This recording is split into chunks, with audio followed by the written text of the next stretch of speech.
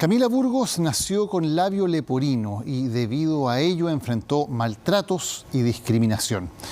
En el nuevo capítulo de la sección Marcas, Huellas que cambian vidas, vamos a conocer su historia. Mi nombre es Camila Burgos, tengo 32 años, psicóloga de profesión, soy casada, mamá de Julián y tengo labio leporino.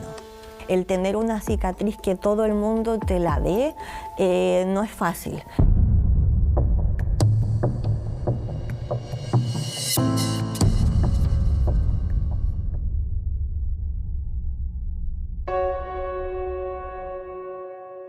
Yo nací en el año 90, donde esto era una condición muy desconocida todavía en su momento.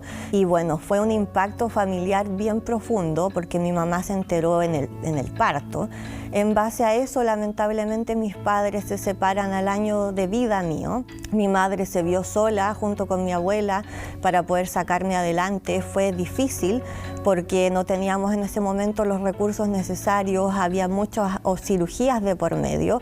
Y fue un dolor profundo porque mi madre no sabía a qué se estaba enfrentando. Llegamos hasta la Fundación Gans, en la cual nos recibieron con mucho cariño.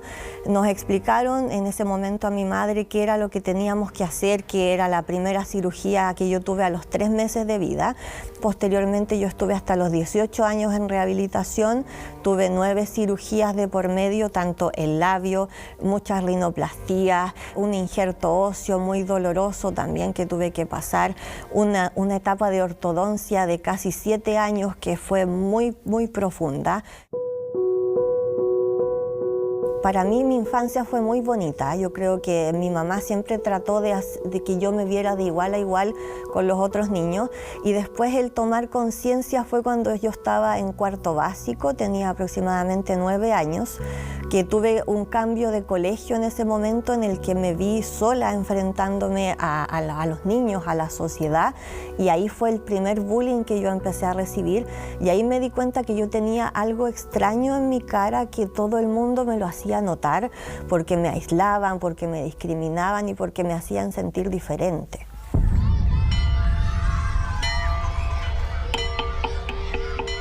Muchas veces me escupieron, me tiraron el pelo, me empujaron, malas palabras que decían frente a mi persona, y en ese momento lo más doloroso era que hasta el profesor se refería de mala manera a mi persona, me aislaba, me mandaba a otras salas.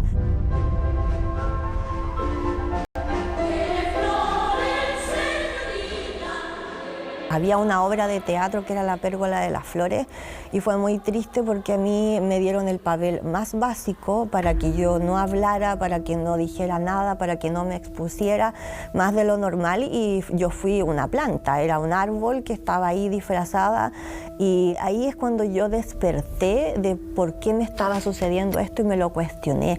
Yo decía, alguien no sé, me mandó esto para hacerme la vida imposible, sentía yo.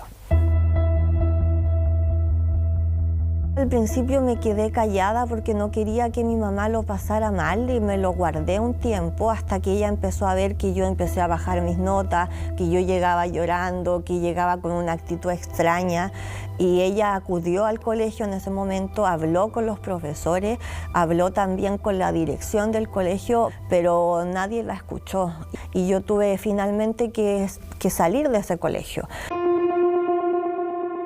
También empecé con una depresión bien grande, tuve que asistir a psicólogo, tuve que recibir ayuda profesional porque no podía sobrellevarlo. Me cambiaron de colegio, empecé un poco a sentirme mejor, a compañeros que me respetaban un poco más, y ahí terminé mi octavo básico, y ahí vino de nuevo un episodio triste porque me tenía que cambiar de colegio y a mí me costaba mucho enfrentarme a nuevas situaciones por el miedo a cómo me iban a tratar y cómo me iban a recibir. Y llegué a este nuevo colegio y también me vi enfrentada ya con mayor edad, entrando en la adolescencia, a esa dificultad y a ese miedo de cómo te van a recibir, qué te van a decir, cómo te van a mirar los compañeros. empecé a experimentar también un bullying bien importante cuando ya llevaba un par de meses en el colegio, porque no tenía amigos, me veía sola, los compañeros también, no sé, muchas veces hicieron cosas bien dolorosas conmigo.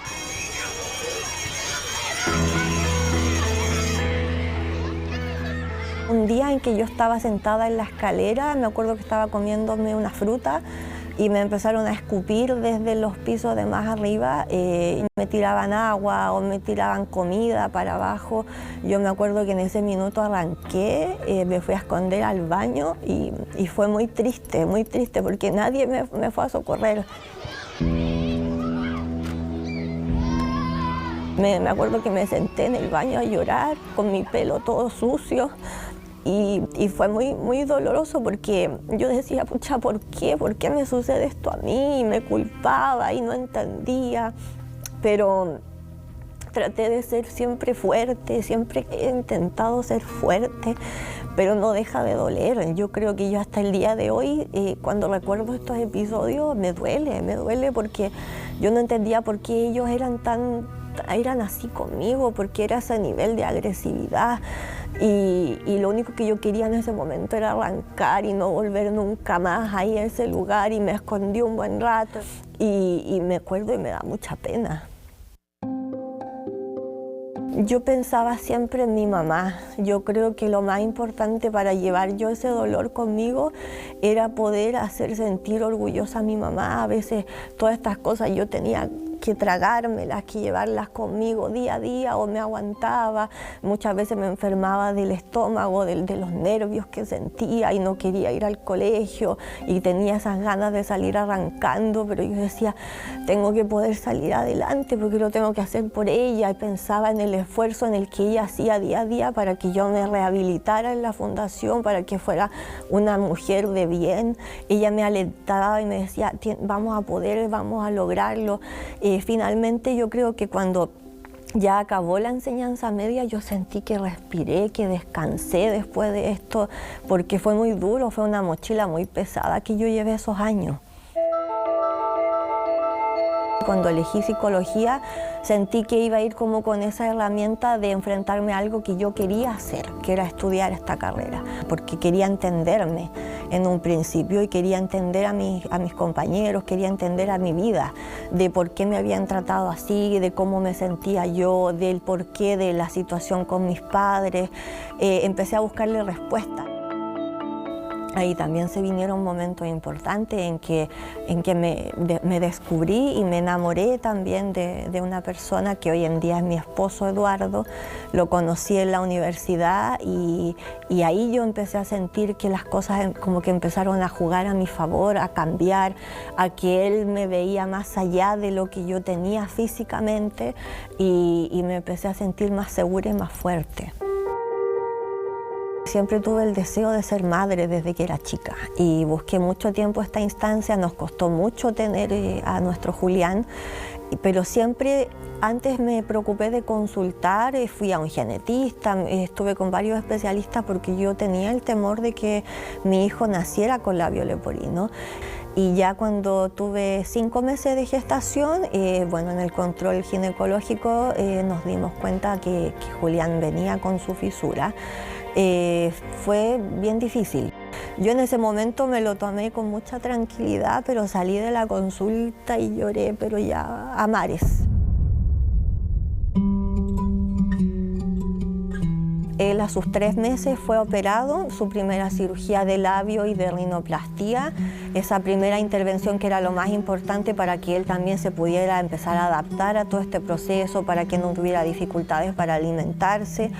Posteriormente, después también va a tener que vivir un número de cirugías importantes, va a pasar por procesos de ortodoncia y de todo lo que la Fundación hoy en día nos entrega. Vamos muy seguido y estamos en ese proceso. Él es el regalo que yo esperaba de la vida.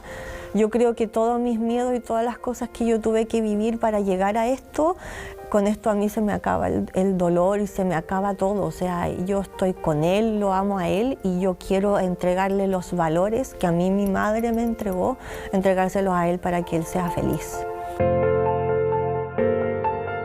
yo quiero que finalmente la gente, tanto con mi historia y con la historia de cualquier otra persona, nos miren de igual a igual, que una cicatriz finalmente no significa el que te tengan que hacer sentir distinta, sino que yo soy una persona de igual que cualquier otra.